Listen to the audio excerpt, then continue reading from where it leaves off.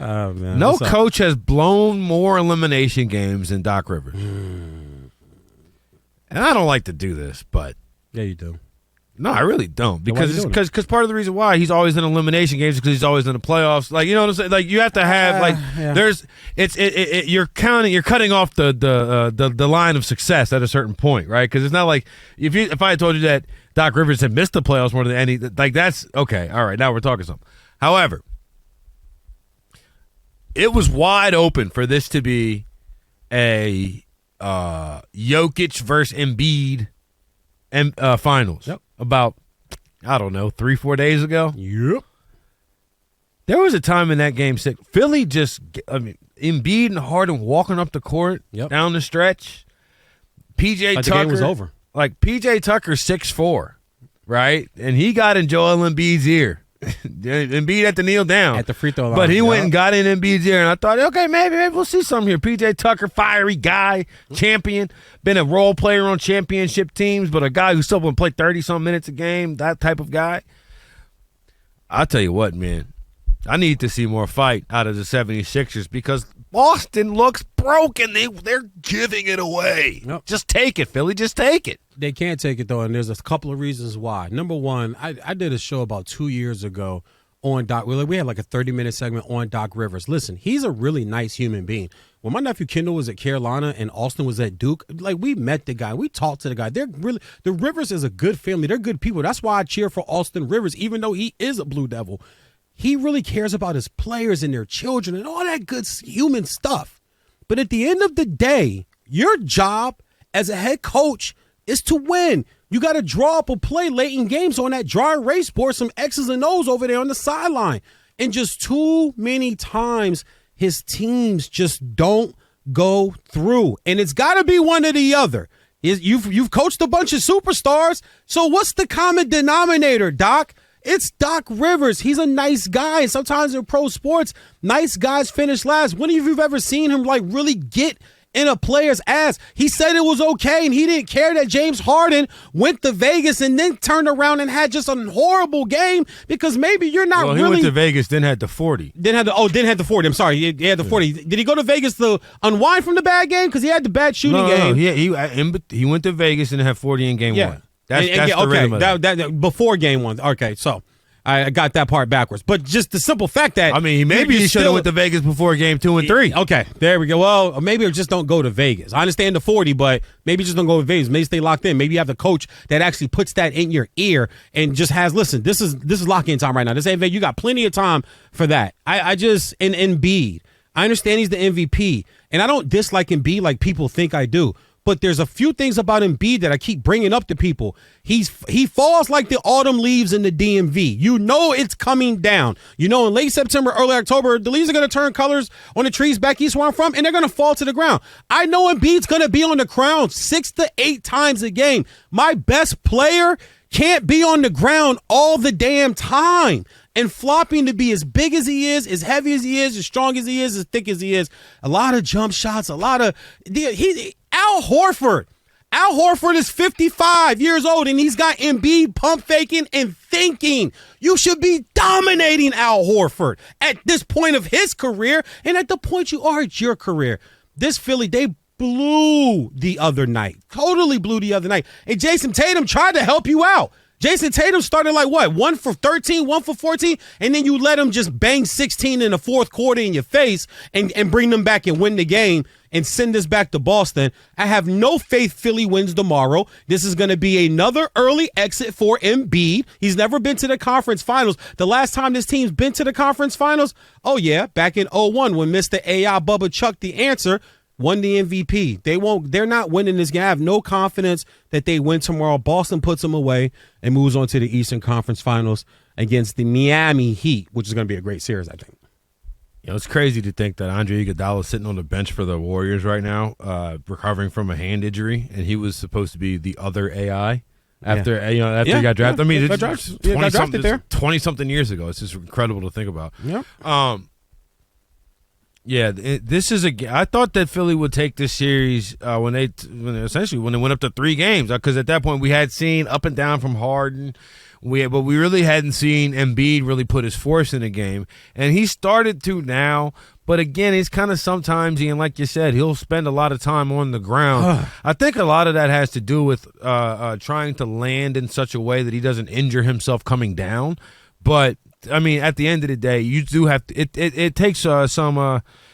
It's like in boxing. It takes resolve to continue to get up. Like it is continually difficult to continue to get. The man is not a small man. He's got to get that big old self up off the ground every single time he does hit the ground. And I get that maybe he saves an ankle twist or something like that, but it's just a weird situation. Before he was hurt, Martin, though, he fell a lot. I get what you're saying, and that's a good point because he got the knee right now. But he came into the league always on the damn ground. Or he came into the league hurt, so I don't think you can really say like kind of before he got hurt because he's been injured or injury prone pretty much since he started, right? So I can make some idea that he's making some concessions to be able to be out there more consistently, especially when you consider that his playoffs have ended the last 2 times with him getting some wild kind of freak injury with the eye and then the knee the year before. But I just really, in this Game 7, I'm going to need to see the MVP come out and have dominate an MVP moment. I know that the MVP was big for Embiid in terms of his personal.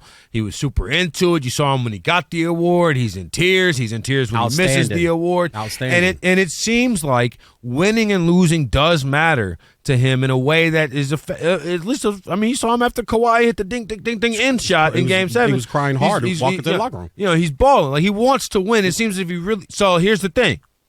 You want to be an all-time great? You want to be one of the best players in this league?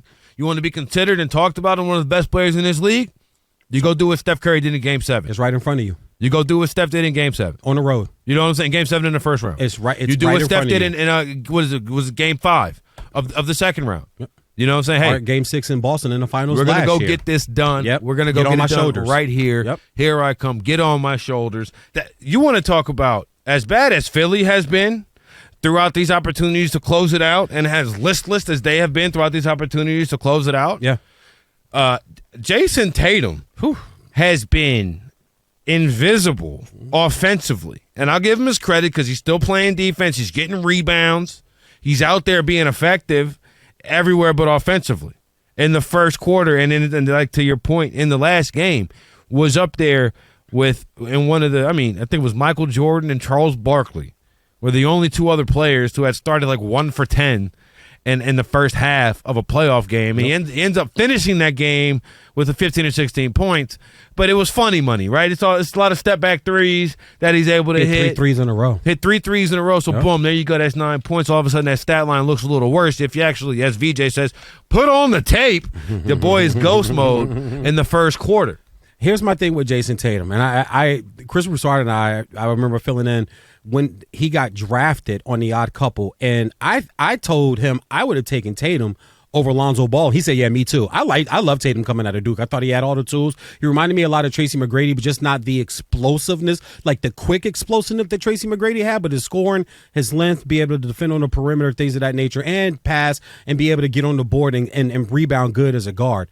But last year, I brought up the point that his numbers went down from the regular season to the playoffs to the finals. It went backwards. Just go look at the points per game. And I'm not sure if he's a big game guy. A big game in the first and second round of the playoffs, okay. But like you said, in this series, he has these periods where he's not shooting well. His offense just disappears on him. Then I think this also leads back to load management. Guys not doing enough in the offseason or training. Like, it's really a different league, man. And people can call us haters or call me a hater and the old guy. Just put the tape on. How many stars are hurt, guys? Like, think about it. How many people get hurt in the playoffs? It's because your body's not conditioned to go and play. And I think that's also happening with guys that go through these shooting slumps and just these offensive slumps. You haven't been doing it enough in the offseason. You're not the shooting slumps that gets me. All right. So look, I play basketball. I was a shooter. That was the value that I brought to if I dribbled more than 3 times, it looked like my hands. You still got a jumpy? A little bit. Okay. A little bit. Okay. But I what I'm saying, like yesterday I was playing on Venice Beach, believe it or not. All right. And White man can't jump. They got you hyped. You went out there. Well, no, believe it or not, I lost a bet. All right, and I had to literally went out there dressed like Sidney Dean and cousin flip up hat on. Yep, and cousin Sal from my podcast, Extra Points Podcast, he had to dress like Billy Hoyle, and we went and played 2-on-2 on Venice Beach. So shout out. Is there video to that. of this? We did. It'll be out shortly on my Twitter. I got to see the Sidney Dean. It'll be out there. I mean, the picture right now is on my Instagram story. Okay. You can go see that, or it's on Twitter and all of that. However, so I can confirm. I do have a slight jumper still. You still got a jumpy. I found that out yesterday. Okay. But here's the rub. When I was playing competitively all the time in high school and therefore, if I missed 2 or 3 shots in a row, right, it wasn't like, hey, take them out of the game. Yeah. But it was like, yo, why don't you go ahead, throw a pump, get into the lane, go get fouled. Go get to the line. Go get fouled so you can see the ball go into the net. Yep. Right? Go get fouled. Maybe you pull up, hit that one dribble, pull up from the elbow, pull up from the nail, short corner, something like that so you can see the ball go in.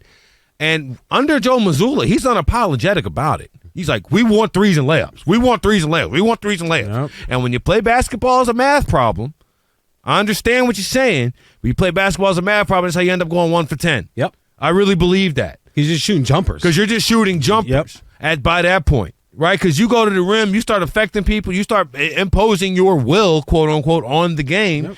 You're going to get to the free throw line. You're never going to have an offer because you're going to have shot 3-4 free throws minimum, right? Yep. 4 or 5 free throws. 84% from the line. So that's probably 4 for 4 to start the game. And part of the reason that look at Joel Embiid.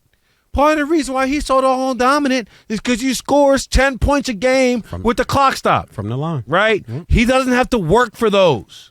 Right? He draws the foul. He goes there. One breath. Boom, boom, knock him down. That's what I see from Tatum, and it's indicative of the Celtics in general. You can see who has had powerful and impactful first quarters, Jaylen Brown. In part because Jaylen Brown will one dribble go to the rim. Yep. Right? He's forever penetrating. Yeah, he's going to the cup. And he doesn't truly have the greatest handle, but it doesn't stop. If he's got the step, he'll go to the rim and challenge. Yep. And that is so important in basketball. And it's something that I think Jayson Tatum's got to get back into his game. And I think that will help alleviate some of the first quarter stuff. And let me tell you something. Everybody in this league who's an elite scorer has a mid-range. Everyone. Absolutely. If you are an elite scorer, you are knocked down from 12 feet. Yeah. You are knocked down from 15 feet. Tomorrow, does Philly surprise everybody? Do they shut a guy like me up tomorrow? I think so. Really? You got Philly tomorrow? I do. Wow. Okay.